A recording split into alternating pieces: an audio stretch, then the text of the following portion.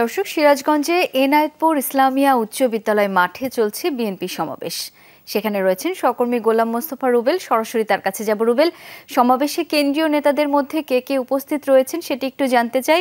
আর একটু জানতে চাই তারেক রহমান ঠিক কখন বক্তব্য রাখবেন?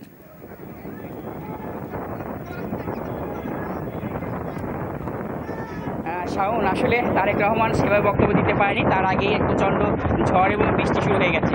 পুরো কানায় কানায় ভরেছিল এই ইসলামিয়া বিদ্যালয়ের মাঠটি। এনায়তপুরে কিন্তু আসলে পুরো মাঠ জুড়ে কিন্তু শুধু মানুষ আর মানুষ। সকল গরম এবং রোদকে উপেক্ষা করে কিন্তু কানায় কানায় ভরে গেছিল পুরো মাঠটি।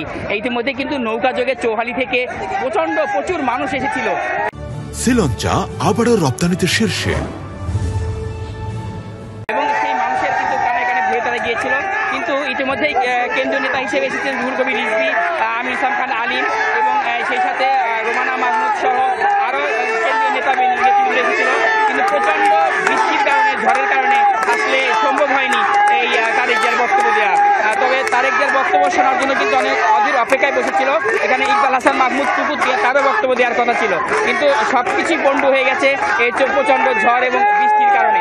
দেখতেই পারবেন যে এখনো কিন্তু অনেক ভক্তবৃন্দরা রয়েছেন, বিএনপি নেতাকর্মীরা যারা রয়েছেন তারা কিন্তু এখনো অপেক্ষা করছেন, হয়তোবা মনে করছেন তারেক জিয়া আবার বক্তব্য রাখবেন। তবে ইতিমধ্যে ঘোষণা এসেছে যে তারেক জিয়া আর হয়তো আজকে বক্তব্য দেবেন না, পরবর্তীতে কোনো প্রোগ্রাম হলে তখন হয়তোবা তিনি বক্তব্য দেওয়ার চেষ্টা করবেন। তবে এই যে এখন পর্যন্ত যে মানুষের অপেক্ষা, সেই অপেক্ষাই বলে দেয় যে আসলে বিএনপির যে তাদের ভক্তবৃন্দ, তাদের যে আশা আকাঙ্ক্ষার প্রতীক ছিল, সে তাদের যে মনে একটা আশা আকাঙ্ক্ষা ছিল যেটি যে যার মধ্যে দিয়ে আসলে মূলত আজকে তাদের যে এখানকার মানুষের যে নির্দেশনা দেবে। আপনারা জানেন যে সিরাজগঞ্জের এই এনায়তপুর থানাতে সবচেয়ে বেশি মানুষ নিহত হয়েছিল এবং সেই মানুষগুলোর আত্মার মাগফিরাত কামনায় দোয়া মাহফিল এবং যারা শহীদ হয়েছেন তাদের সেই পরিবারদের কিন্তু আজকে আর্থিক অনুদান দেওয়ার কথা ছিল, কিন্তু সবকিছু বন্ধ হয়ে গেছে বৃষ্টির কারণে। তারেক জিয়াও কিন্তু আসলে তাদের সেই শহীদ পরিবারের প্রতি কিছু একটা ভার্চুয়ালি বক্তব্যের মধ্যে দিয়ে কেউ করে একটা আশ্বাস দেওয়ার কথা বলেছিলেন, কিন্তু সেটি কিন্তু আসলে দিতে পারেনি। যে কারণে কিন্তু সিরাজগঞ্জের এই এনায়তপুর, বেলকুচি, চৌহালি মানুষের মনে যে আশা আকাঙ্ক্ষা সেটি কিন্তু অপূর্ণতাই রয়ে গেল, শুধু একমাত্র বৃষ্টির কারণে।